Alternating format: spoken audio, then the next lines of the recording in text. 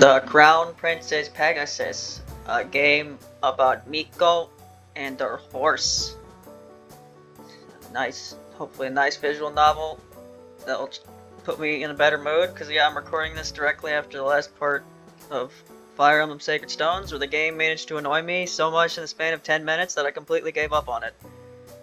So I guess I'm gonna be playing nothing but jam games unless I find something else for October 20th. Fantasy Maiden Wars comes out. Yeah, I don't know how long this is, but it's gonna be me reading a visual novel, something I've done plenty of times by this point. I put the text speed on like the fastest thing, on the fastest speed, so I guess that means it's just going to show up instantly. Gensokyo's sky was always bright blue, sparkling like a polished sapphire. A star sapphire. Despite the heat of summer beating down on her, Miko couldn't help but find it beautiful. Visiting Gensokyo was rare for Miko.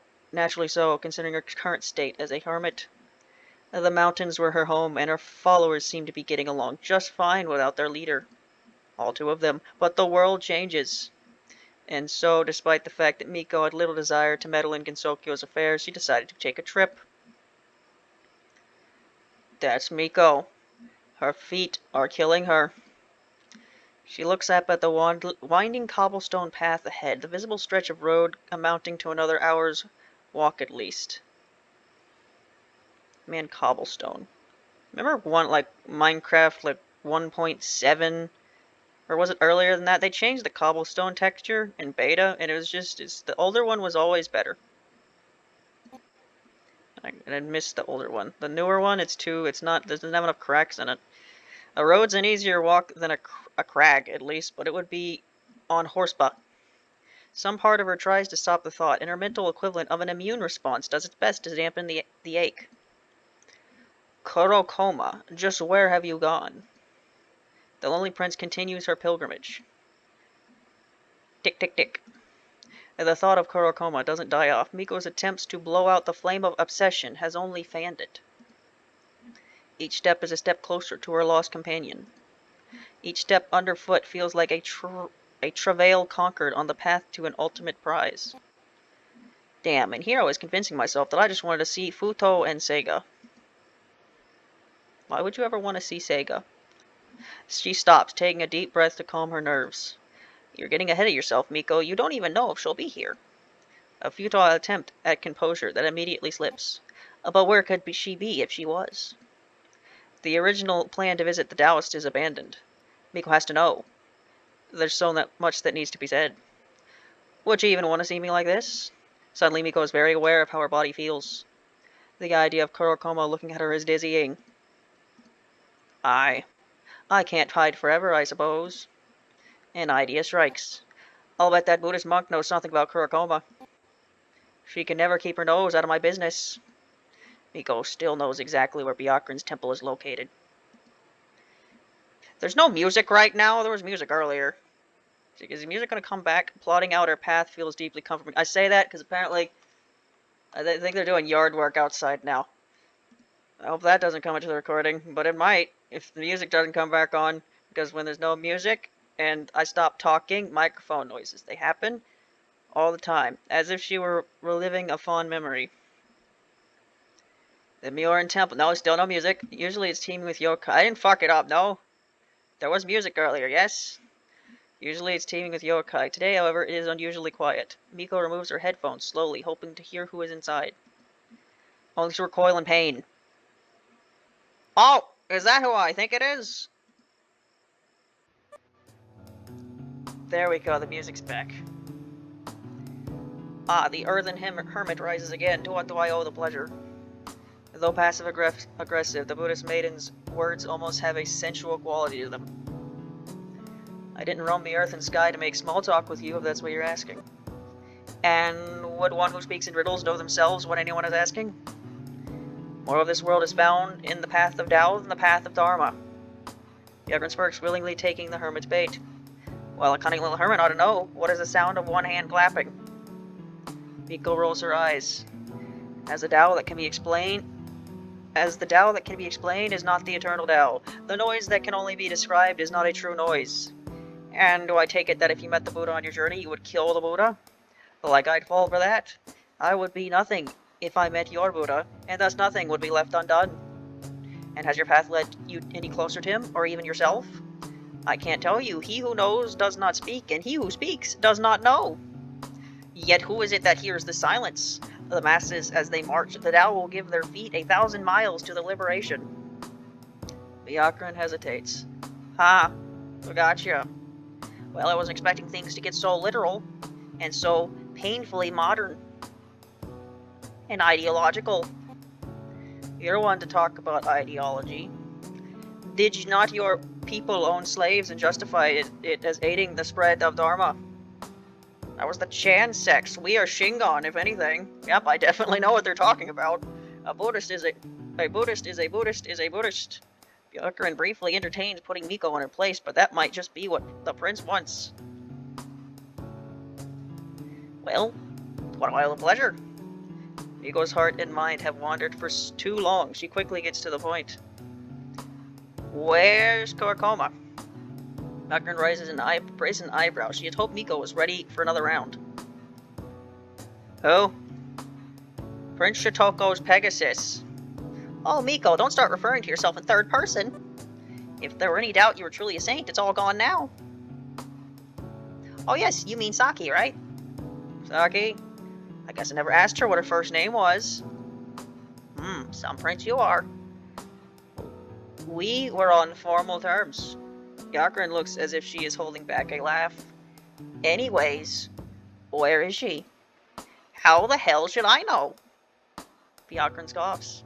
Actually, hell has a lot to do with it. And what the devil does that mean? He's got a part to play in this too. You're insufferable sometimes. Really, most of the time. And so the Taoist is reduced to petty quips. A shame. Don't worry yourself, she'll surely be looking for you too. Miko hasn't even thought of this. She felt ashamed for doubting Saki. But it was easy to think she had been forgotten. Pull yourself together, Miko. Your followers will get the wrong idea. Byakuran dramatically sighs and steps aside.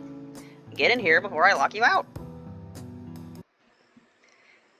Byakuran's temple was just as Miko remembered, quiet, spacious, and clean. Miko's footsteps echo lightly off the wooden floors. Her gaze wanders as she looks about the halls. This place hasn't changed at all. That's what happens when you don't adopt the modern way of life. Don't turn around so suddenly. Byakuran gives a haughty laugh. Ha, he, hu. Modern way of life. What are you on? What are you, an old lady? Yes. Well over 1,000 years old. Byakuran ignores the barb and keeps walking. So are you. Where is everyone? This place is empty, even for a Buddhist temple. Yes, all my followers are currently dealing with an incident. So the place is practically deserted. And I'm not doing anything to help. Byakuran shrugs. An incident? What's happening now? I wouldn't bother asking me, since I'm not very good at paying attention to things like that.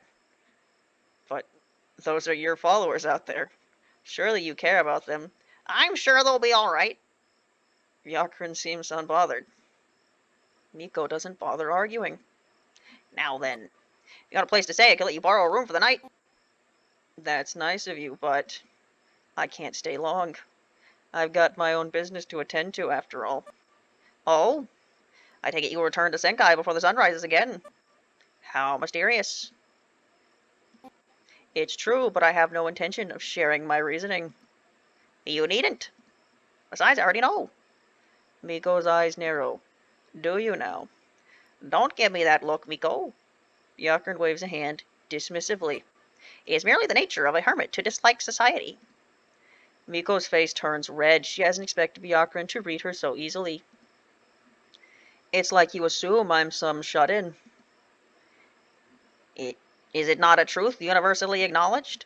Thus the two continue their back and forth until it is nearly midday. Time passes slowly, and the temple has not gotten any noisier. You can tell by the fact there's no music. Miko stands, dusting herself off. There it is. Or was it? Did I just imagine the music starting? Might be losing it. Well, you've been an excellent host, Idri. Miko bows slightly. But I'm afraid it's time for me to depart. Are you certain? Byakuran tilts her head slightly. She seems to know something that Miko does not. Why are you so curious about my plans? Byakuren raises her hands in defense. No, I was merely going to suggest that you wait approximately. A loud boom interrupts their conversation. About 5 more seconds. 3 question marks. There is a flash of light and a shockwave, as if a meteorite had just crashed through the temple's entrance. Hello. Huh, thanks for the message, Byakuren. Saki Kurakoma stands in the wreckage, a cloud of dust floating about her. Did you really have to send all your followers to tell me, though? They're still fighting their way home. Kinda cute, actually. Saki's voice is low and gravelly, yet feminine. Yeah. Do make sure that they return in one piece, Saki. Byakuren's smile is serene. Yeah. Anyways, where's Prince Shitoku? I didn't come all this way not to see him. Saki's gaze darts about the room. Miko looks to Byakuren nervously. She's right here, of course. Huh? She? What are you talking about? I don't see him anywhere.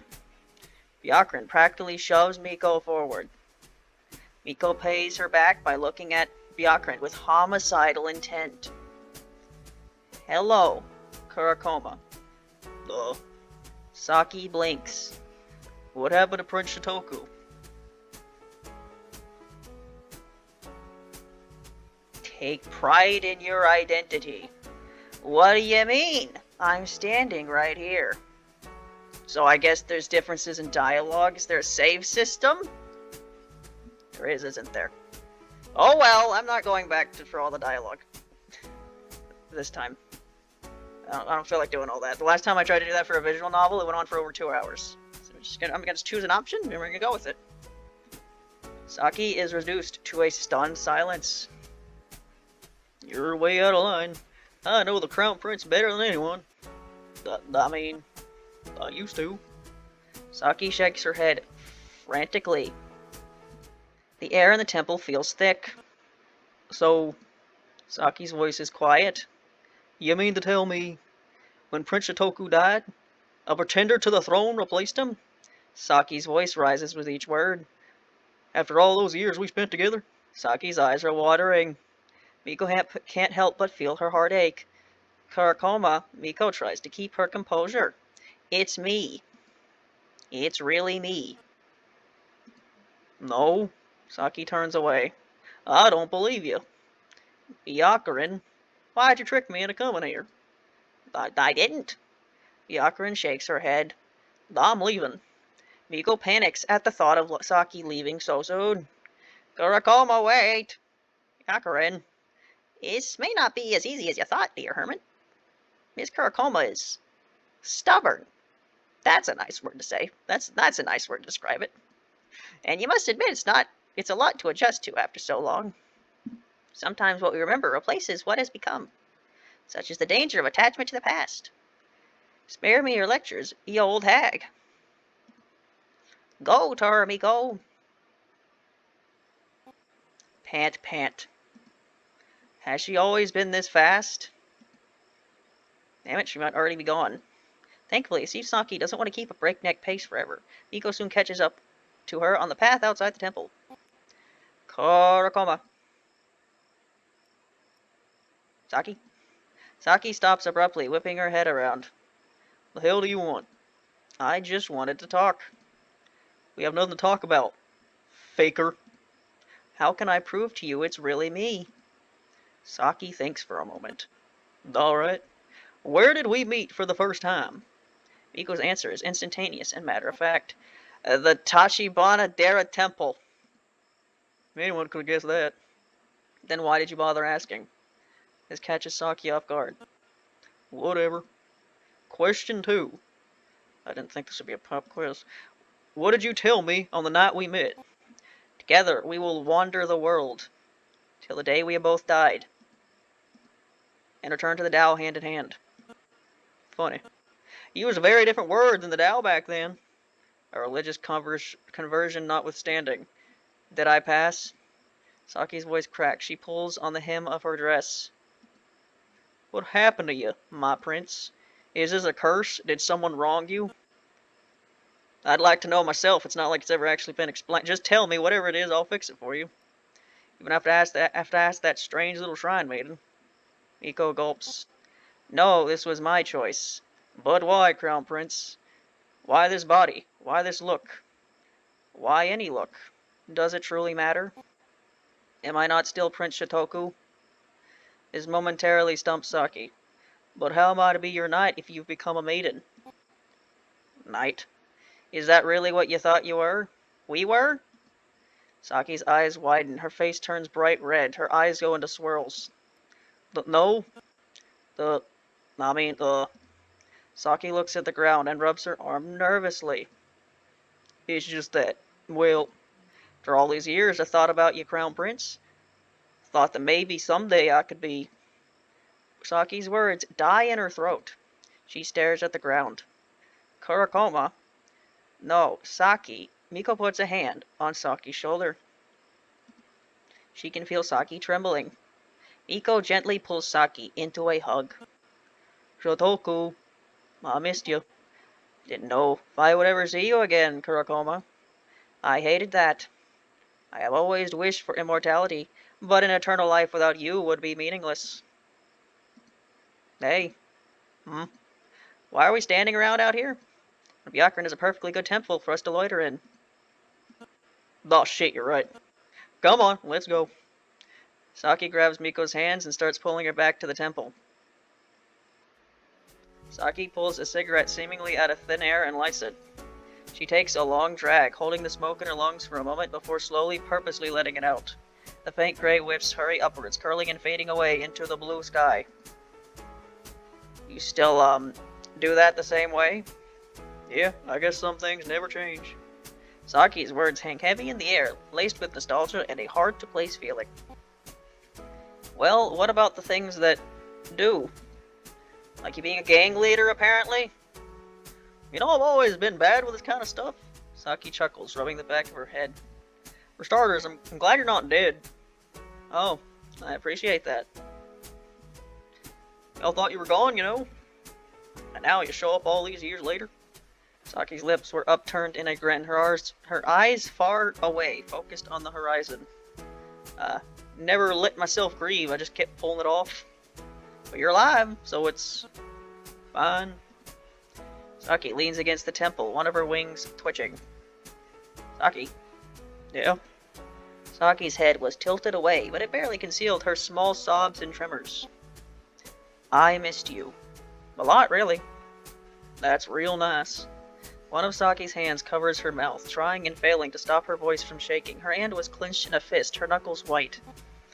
I've thought a lot about the things I'd say if we ever met again. And now that the moment is here, I've forgotten everything. Saki laughs quietly for a moment, before it turns into a full-blown howl. Ha ha. She doubles over, smacking her palm against the floor, tears dripping off of her nose. No, the great Prince Shotoku is all washed up, huh? Saki's face reflects the midday sun. Where are you supposed to be,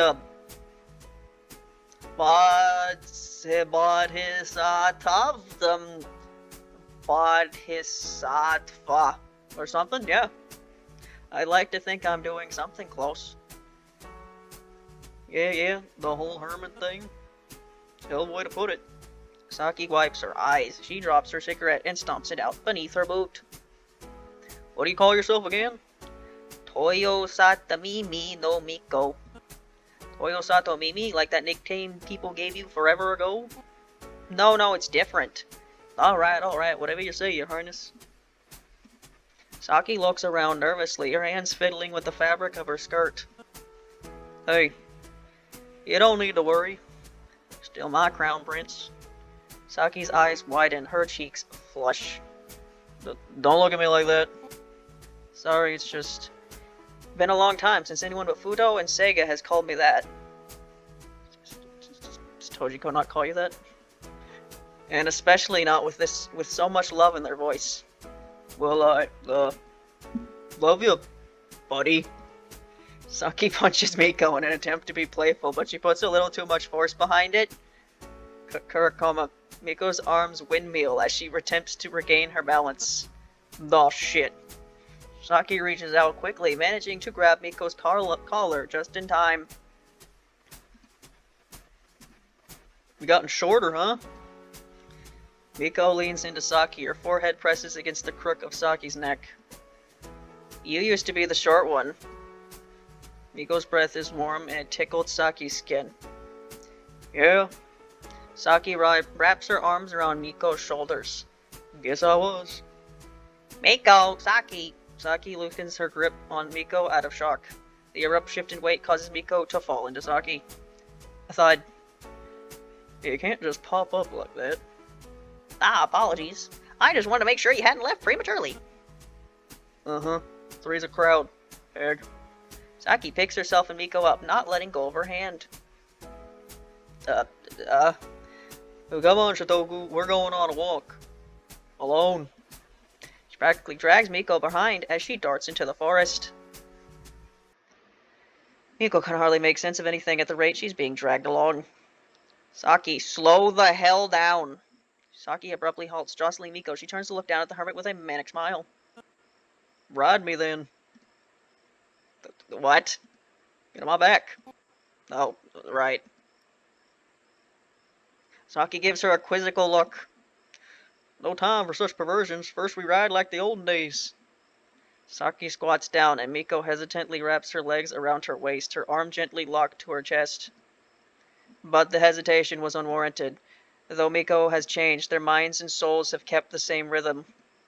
Such a dynamic could not be eroded by mutability. Ready when you are. We ride. Together. Saki abruptly stands up and runs at a dizzyingly phantasmal speed. The forest stones and wildlife all blur by so quickly that Miko feels as if she's stuck in a mad artist's optical illusion, with stillness becoming motion and motion becoming stillness. The only constant is her. And Saki. And it feels right. I thought you said we were going for a walk. Well, walk, run, trot, gallop, who cares? I feel alive. Saki rapidly changes course to avoid larger obstacles, but doesn't notice much of the low-hanging foliage. Miko ducks to avoid a tree branch, feeling the thin twigs and leaves brush her hair. I might not be for much longer if you keep this up. I'm sure even immortality has its limits. Don't be a baby. Sitting atop Saki provides a good view. In the distance, Miko spots an unfamiliar structure, an ancient rotting woodwork choked by the roots of the forest. It very quickly stops being in the distance and starts being right ahead. Saki, stop! Saki abruptly stops on a dime, Mario, again tossing Miko forward. But her grip on Saki keeps her in place. Easy, girl. Saki's wings flutter. Don't be weird. Miko dismounts Saki in one smooth motion, her feet sinking slightly into the soft loam. She motions for Saki to be quiet and gently leads her forward.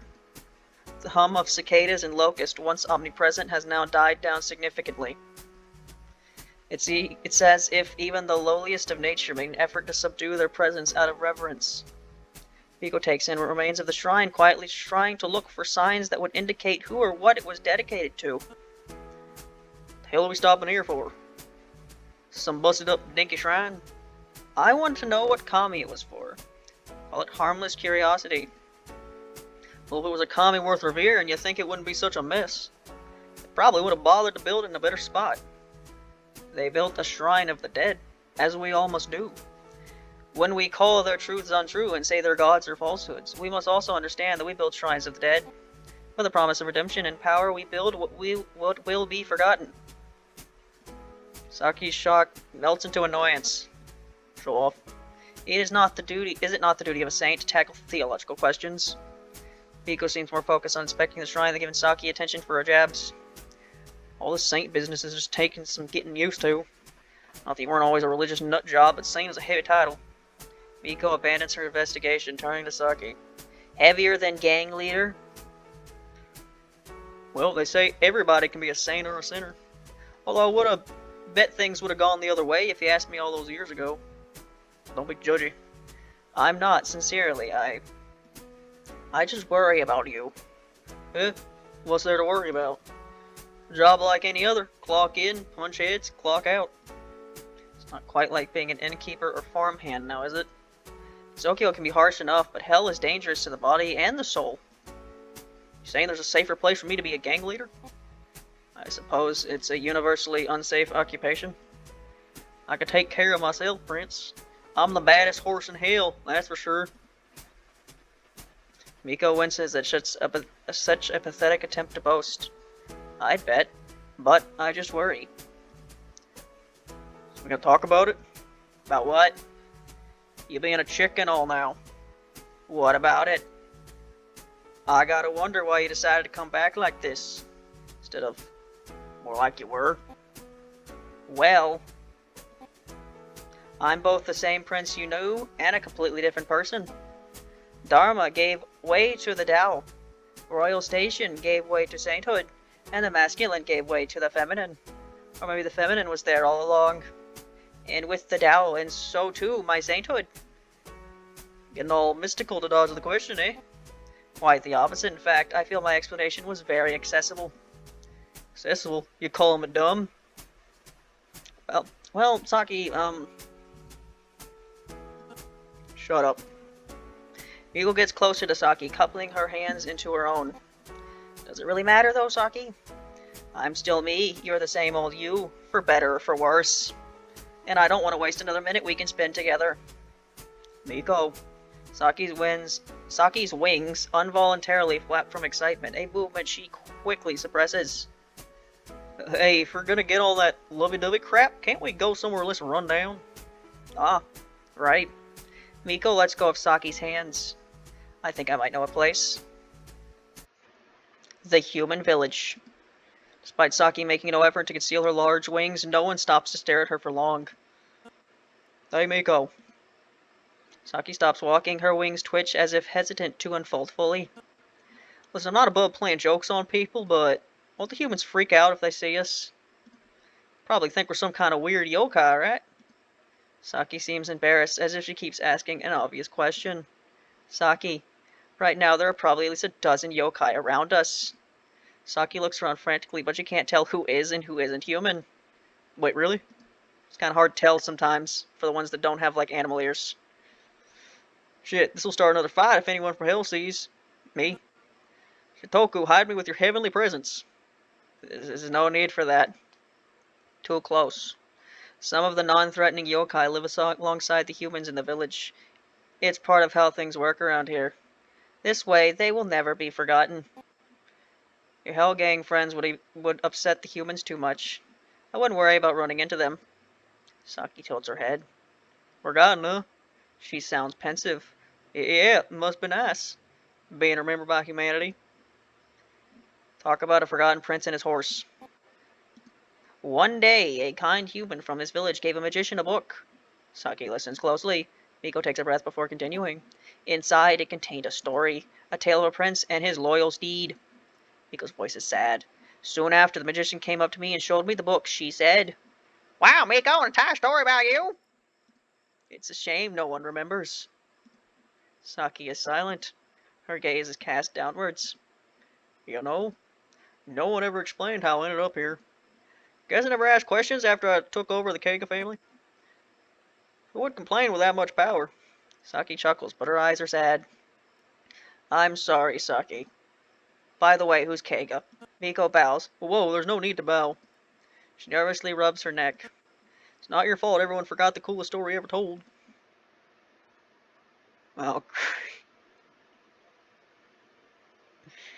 I should have expected it, but I didn't for some reason. Hark! Miko and Saki both jump. Yeah, I'm pretty sure you were in one of the game's, like, preview screenshots. I don't know why I didn't expect this at all. It just slipped my mind. Thou hast not informed me of thy plans to visit Crown Prince. Kuto's voice is indignant. Hast thou no mind to tell thine own subjects what thou wishest of us? Miko blinks. It's you. Thou speakest as though we've met. Yet I would recall having met a creature so hideous as thee. Nah. Screw you. You're that Taoist that was always bothering Shitoku, aren't you? Da, of course, thou art the horse. Miko, the horse is here.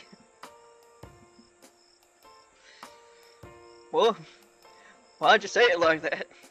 It's good to see you, Futo. 'Tis good to see thee too, Crown Prince. Futo turns her attention to Saki. And thy companion. The hell are you looking at? Saki, this is Mononobe no Futo. Miko gestures. She was kind enough to assist with my resurrection, and also stupid enough to go with my plans. Futo waves her hand. 'Twas my duty and mine honor. Nay, 'twas but a trifle. Though, Crown Prince, Futo immediately drops the pleasantries. Madam Sega hath been denying my request for recreation. Will thou please have her cease? Futo's words became slightly frenzied.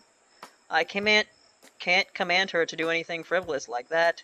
Futo seems exasperated. But 'tis no frivolity. Frivolity.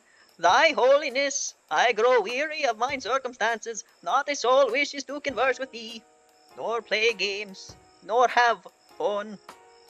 Futo makes air quotes. Sega is a hermit, Futo. Futo crosses her arms. As art thee and I. Surely you needn't make me elaborate. Huzzah! My ailment hath been cured. Saki seems taken aback. Shotoku, thy holiness, thy mighty steed, we shall play at games. We shall have it fun. We shall not ceaseth until the morn sun. Saki snorts. Miko looks away and bites her lip, holding back a laugh. I beg thy pardon. It's just, I hath said nothing humorous. Horse. Futo puts her hands on her hips. What hast made thee snort in such a manner? These are the kinds of people you've been hanging out with, Shotoku. You must have been bored out of your mind for the last 1400 years. Madam Crown Prince has spent much of that time asleep. Thus, she hath not been bored at all. Miko laughs, stepping between the two women before something violent occurs. I apologize for not telling you I'd be here, Futo. Truthfully, I had intended to visit you in Sega, however, my nostalgia got the better of me. Nostalgia, huh? Come now, Kurokoma. It was a blessing to be reunited with you. Do not assume I take it lightly. Saki's feathers ruffle her wings, spasming slightly. Right. Crown Prince. Futo seems to disregard the emotional fanfare in front of her. How wouldst thee and thy companion care to join myself and Madam Sega for an afternoon repast? Miko and Saki look at each other, then back at Futo. Sega whilst prepareth a banquet. I thought she didn't want to hang out with you. Futo's mouth opened, but no, words do not follow. Instead, she makes a wheezing sound and clenches her fists. Righty-ho! I shall return to my abode without thee. Futo turns dramatically, the various ribbons of her outfit dangling in the wind. She walks out for about 10 seconds, and then abruptly whips around. Hark! I hath looked deep within mean soul, and foundeth myself capable of grande generosity. She nervously plays with the lock of her hair. I forgiveth thee for thy transgressions. Thanks. Couldst we perchance hang out now? No. I grabs Miko's arm and quickly walks in the opposite direction. Crown Prince, I will assist ye! Saki pulls Miko onto her back, wings fluttering as she runs. By the time Saki and Miko make their way back to the temple, it has already gotten dark. Shotoku. Something tells me we don't have much time left this evening. Is that thing the sun? Or rather the lack of it? You're so bizarre, Shotoku. Saki's laugh begins with a joyful lift, but quickly slows into a nervous chuckle. Miko. The name feels foreign, yet comfortable. Somehow Saki wants to say it over and over again. What were we? A question so vague, yet so pointed. Miko wonders if it were even possible to answer. Saki's stride is strong, her head held high. So 3 H's. But her voice cracks, her eyes are glassy. I know you're a hermit or whatever, but do you really have to leave me again? I would never leave you again, Kurokoma. We will still be under the same sky. Saki laughs softly. Laugh, huh? You just get into the motions. You're living in the moment, and then suddenly you just think it'll last forever. But it never does. Never can. But it can begin anew. Every single life shall come to an end, but life itself never will. And so it is with love. Love? I love my prince. Is that love to be born again with you? Miko chokes out a laugh. What a thing to say. You're starting to sound like me. Guess your weirdness rubbed off on me. Saki, I never stopped loving you, Katakoma. Ah, never thought I'd hear those words from you. In some frameworks, I am no longer the person you once imagined. Perhaps you will never hear it from Prince Ritoku. I don't care. Miko, where you are now, I want to keep being a part of her story. The old prince and his horse. The end of that one was a bummer. Let's give him something good to remember this time. Sasaki. Another day. Senkai. A lonely realm made by Miko. Full of ideas from her trip to Tokyo, Miko returned home to write poetry. Unfortunately, every poem she wrote was on the topic of love. As someone who thrived on variety, this frustrated Miko greatly. Jeez, I need new material. Maybe I should go visit hell next time. Ha ha ha. Despite being in a world of isolation, Miko never felt so loved. Saki made her promise to come visit semi-frequently. The idea of spending more time in Gensokyo wasn't as unappealing as it used to be, so she agreed. Far too excitedly, as Saki pointed out. The end. And so the end it was. There was like, what, one choice that might have had different dialogue? So I missed that. Yep, that was that. Nice quick visual novel to make me no longer be pissed off at Fire Emblem 8. So, I can try to record something else today. But, yep, that's it. Bye.